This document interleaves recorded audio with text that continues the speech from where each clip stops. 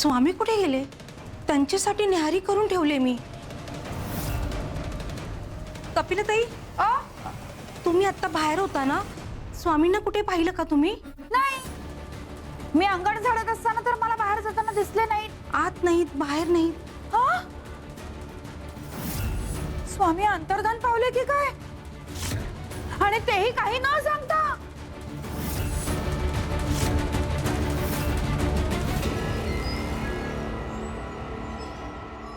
काय झालं गयाताई? अहो, स्वामी इथे नाहीयेत. मी न्याहारीसाठी त्यांना बोलवायला आले, पण स्वामी नाहीयेत इथे.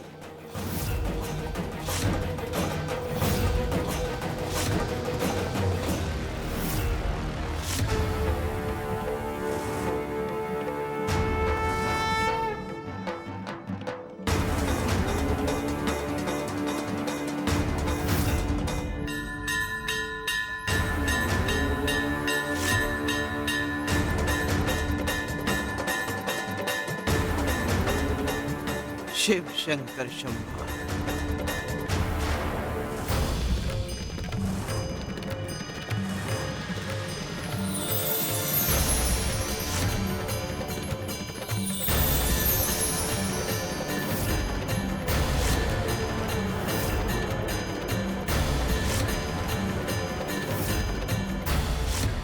स्वामींच्या पादुका.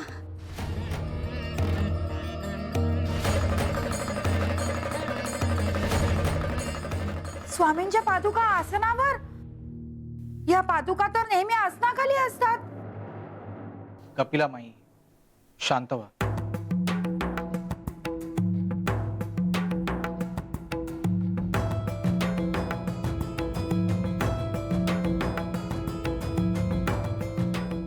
श्री स्वामी समर्थ.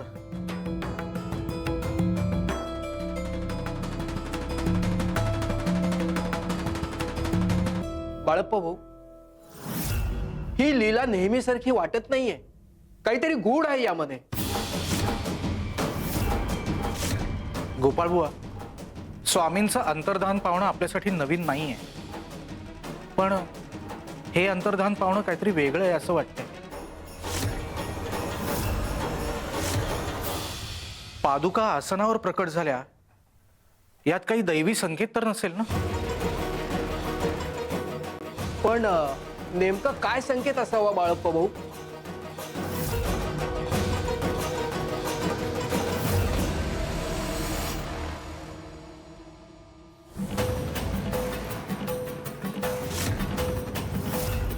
बाळप्पा भाऊ, काय झालं? कसला विचार करताय? स्वामींच्या या उशाखाली कायम चाफ्याची फुलं असतात. आज तीही नाहीये. चाफ्याची फुलं म्हणजे स्वामी असण्याचा संकेत असतो. अरे बापरे, स्वामी आपल्याला कायमचं सोडून गेले की काय? काय?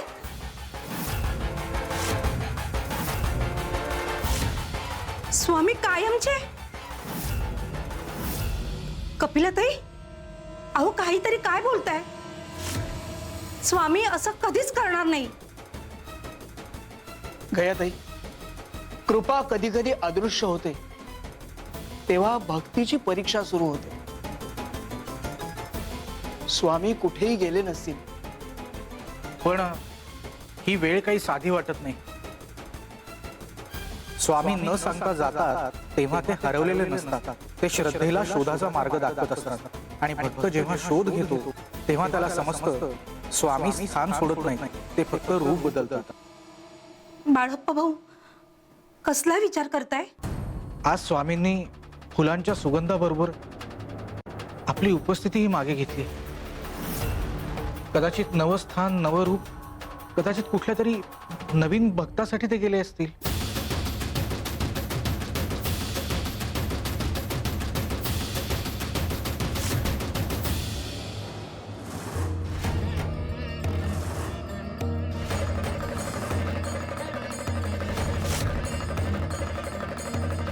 नाही नाही, स्वामी असं का करतील? अहो स्वामी माऊली आपली, आपलं सर्वस्व आहे. ते आपल्याला सोडून का जातील? स्वामी असं कधीच नाही करणार. नाही गयाताई, तुम्ही अगदी बरोबर बोलताय. हो, हो, कळतंय. स्वामी म्हणजे केवळ गुरु नाहीत, तर ते आपला श्वास आहेत. त्यांनी आपल्यापासून असं दुरावणं हा विचारही करता येत नाही. स्वामींनी स्थान सोडून जावं असं काही घडलं पण नाहीये. गावकऱ्यांकडनं किंवा आपल्याकडनं काहीच चूक झाली नाहीये. आणि स्वामी रागावलेत असं वाटावं असं काही घडलंही नाहीये.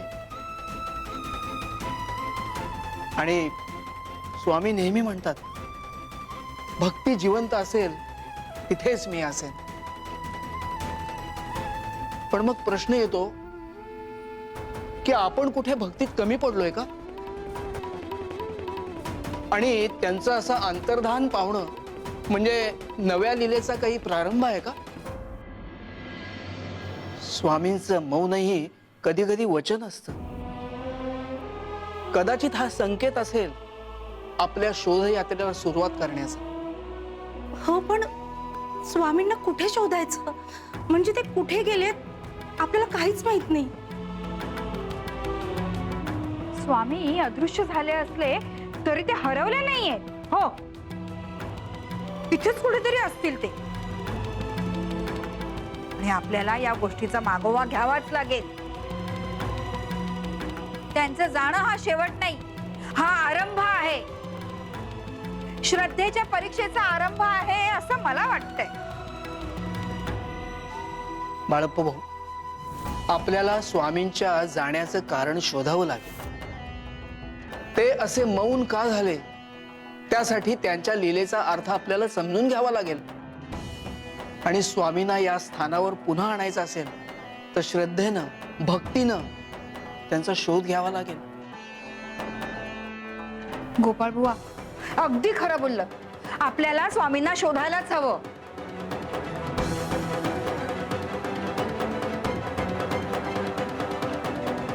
श्री स्वामी समर्थ.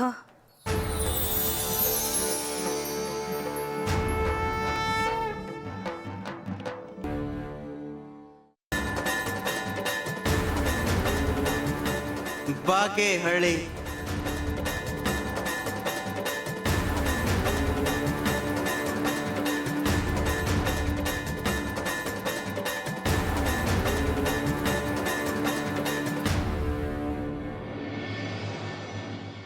स्वामींना सगळीकडे शोधलं. स्वामींना स्थानावर न घाटावर कुठेच नाहीयेत. कुठे गेले असतील ते? माझ्या मनात नाही प्रश्न आहे. स्वामींचं असं अंतर्धान पावणं स्वामींची लीलाच असेल ना.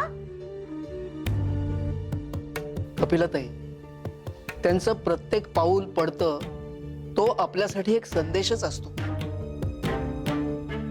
म्हणजे त्यांचं हितून जाणं हाही काही संदेशच असेल. हेही खरंय. स्वामी असे विनाकारण दुरावतच नाहीत. ते गेलेत म्हणजे भक्तीची परीक्षा सुरू झाली.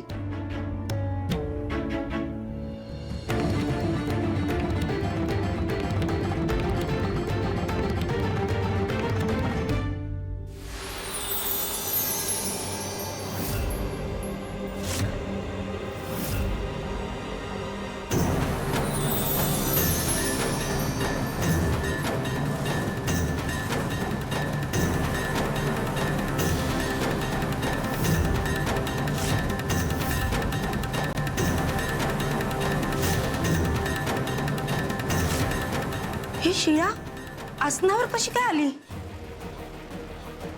मला वाटतं हे स्वामी कृपेचं रूप आहे. स्वामी यातून आपल्याला काहीतरी दाखवू पाहतायत. ही साधी शिळा नाही, हा स्वामींचा काहीतरी संदेश आहे आपल्यासाठी. मला वाटतं जिथे अशी शिळा असेल तिथे स्वामी असतील. मला वाटतं ते आपल्याला सांगतायत की आम्ही हरवलेलो नाही, आम्ही इथे आहोत. स्वामींनी आपल्याला संकेत दिलाय, पण ही अशी शिळा कुठे असेल? कसं शोधायचं आपण? आपल्याला हे स्थान कसं सापडणार?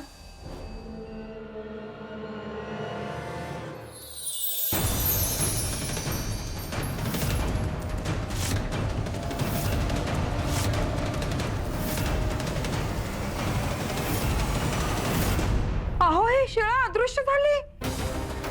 पण अशी शिळा कुठे आहे हे तर काही ठाऊकच नाहीये. अहो, जगभरात अशा शिळा किती असतील, कुठे शोधायचं स्वामींना? पण हीच ती शिळा, हे कसं ओळखायचं आपण? कपिलताई, श्रद्धेच्या डोळ्यांनी पाहिलं तर प्रत्येक दगड स्वामींचं रूप दाखवतो. पण जिथे कुठे ही शिळा असेल तिथे त्यांच्या कृपेचं केंद्र असणार. आपण याचा शोध घ्यायला हवा. आणि स्वामींचा संकेत म्हणजे आदेश असतो.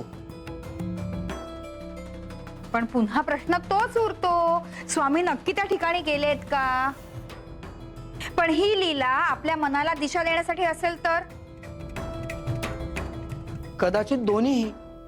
ते तिथेही आहेत आणि आपल्या मनातही आहेत. जो शोध बाहेर घेईल त्याला त्यांचं दर्शन होईल. जो अंतर्मनात शोध घेईल त्याला त्याचं अस्तित्व जाणवेल.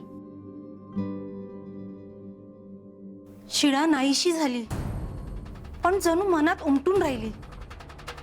ही लीला आहे की काय, कसं समजायचं? गयाताई, स्वामींनी आपल्याला मार्ग दाखवलाय आणि आता आपण त्याच मार्गावर जाऊ.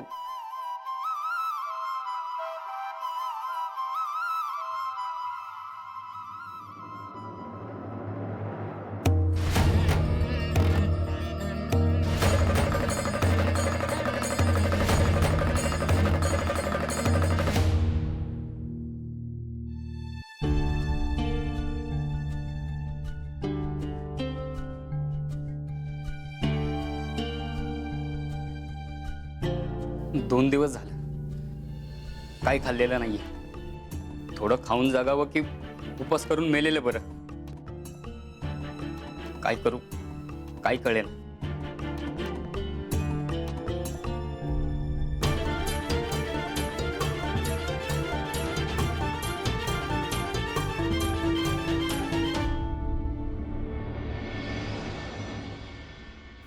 फळं ठेवली आहेत, मिठाई ठेवली आहे, पाणीही ठेवलं आहे.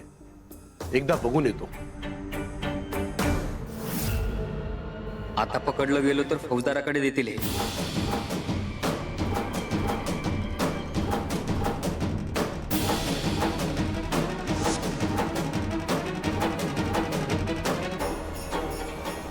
ओम नमः शिवाय. ओम नमः शिवाय. ओम नमः शिवाय. ओम नमः शिवाय.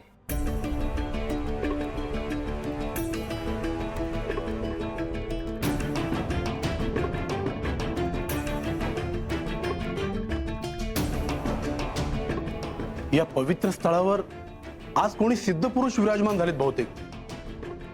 महाराज, महाराज, प्रणाम. स्वामी समर्थ अधूनमधून इथे येतात विश्रांतीला, म्हणून मी त्यांच्यासाठी फळं, मिठाई आणि पाणी आणून ठेवतो. त्यांची इच्छा असेल बहुतेक की आज मी तुमची सेवा करावी. महाराज, आज आपलं दर्शन झालं म्हणजे माझं आयुष्य धन्य झालं. तुम्ही कुठून आलात? तुम्ही कोण आहात?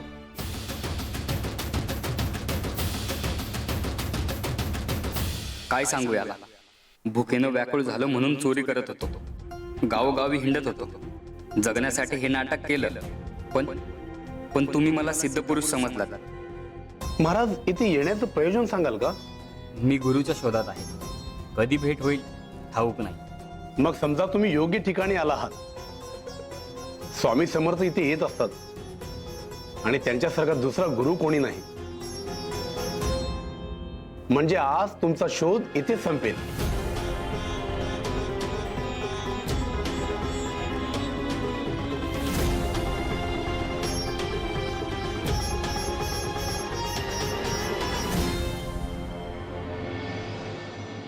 हा फळ आहार तुम्ही करा, मी स्वामींसाठी दुसरे आणतो. धन्यवाद. शिव शंकर शंभो.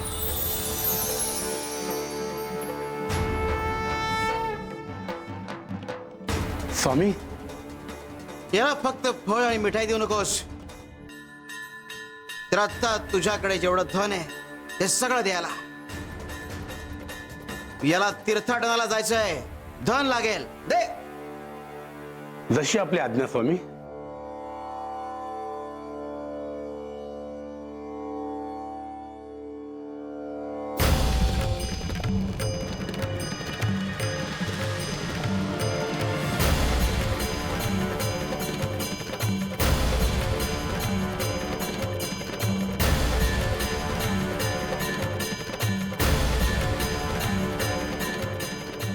स्वामी, मी सगळ्यांना सांगतो की आपण इथे आला आहात. श्री स्वामी समर्थ.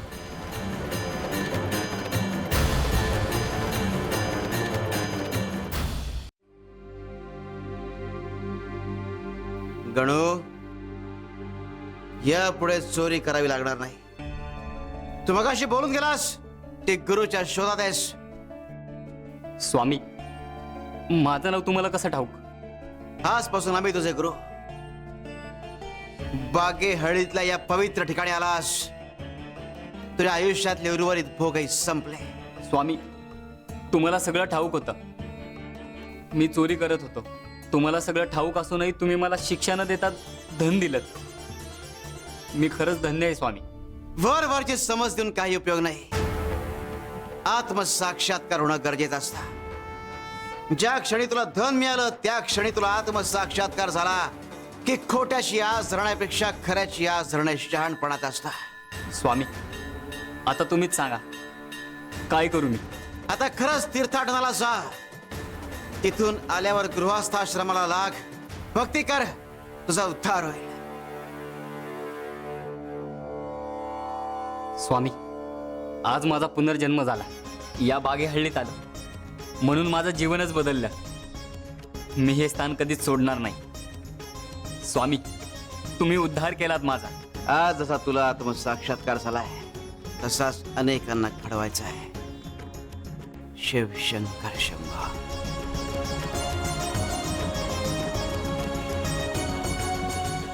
श्री स्वामी समर्थ. श्री स्वामी समर्थ. श्री स्वामी समर्थ.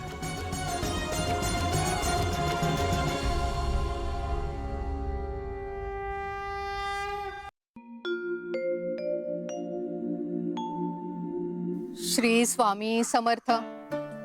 श्री स्वामी समर्थ. श्री स्वामी समर्थ. श्री स्वामी समर्थ. सावित्री, काय शोधतेस? मी माझ्या स्वामींना शोधते. स्वामी, इतके वर्ष झाले मी तुमचं नाव घेते, पण ना तुमचं दर्शन झालं ना कृपेचं चिन्ह. स्वामी, माझ्या मनातली एक इच्छा आहे. मी तुमची घरात मूर्ती स्थापना करू आणि रोज त्याचं पूजन करू. रोज तुमच्याशी बोलावं. पण स्वामी, माझी तेवढी ऐपत नाही. मूर्ती बनवून घेणं शक्य नाही. मग विचार केला की एक दगड शोधावा आणि त्यालाच तुमचं रूप मानून त्याचं पूजन करावं. पण आज गावभर शोधतीये, एकही दगड दिसत नाहीये. असं कसं शक्य आहे? इथे एकही दगड नाहीये की मला दिसत नाहीये? स्वामी, तुमची इच्छा नाहीये का की त्या दगडाला तुमचं स्वरूप मानून मी पूजन करू? की ते दगडातून तुम्ही दृष्टी काढून घेतली माझी परीक्षा घ्यायला? जर दगड सापडला नाही तर माती काय वाईट आहे? ही माती ज्यातून आपण सारे घडलो, ज्यात तुम्ही आहात, मग ही माती माझा दगड का असू नये? हीच माझी मूर्ती आणि हीच माझी श्रद्धा. या मातीचा गोळा म्हणजे माझ्या श्रद्धेचा आकार. श्री स्वामी समर्थ.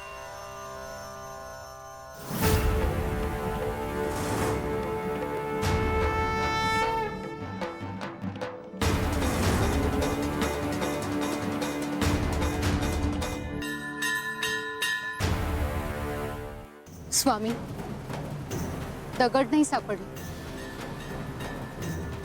पण तुमचा स्पर्श जाणवला. तुम्ही माझ्या मनात स्थिरावला. श्री स्वामी समर्थ. श्री स्वामी समर्थ.